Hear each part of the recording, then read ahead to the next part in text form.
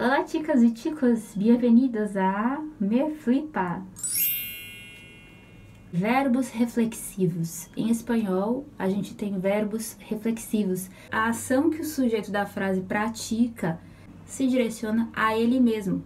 E esses verbos reflexivos são acompanhados pelos pronomes reflexivos. Um exemplo, banhar-se. Quando você estrutura uma frase em espanhol, você sempre menciona o objeto daquela frase. Então, existe um sujeito, que muitas vezes não é mencionado, existe o verbo conjugado e existe o que esse verbo faz.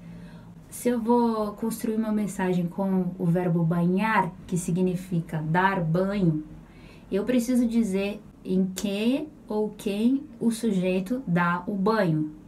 Suponhamos que o sujeito seja eu, yo banho. Se eu vou dar banho no meu cachorro, eu digo, yo baño mi perro.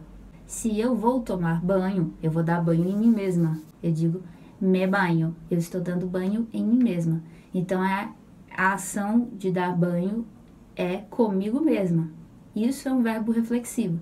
Em espanhol, tem milhares de verbos reflexivos.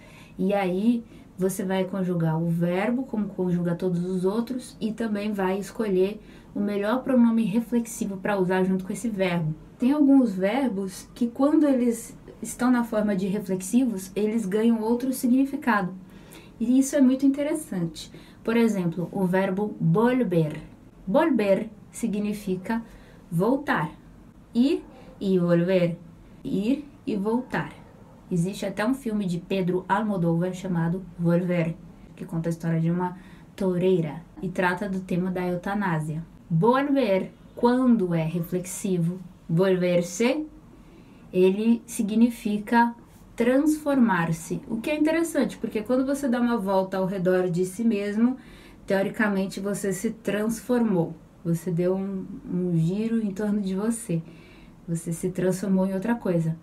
Volver-se, me vuelvo louca. O verbo quedar, por exemplo, quedar tem alguns significados. Quedar-se é algo que você faz com você mesmo, é inclusive físico, que significa ficar.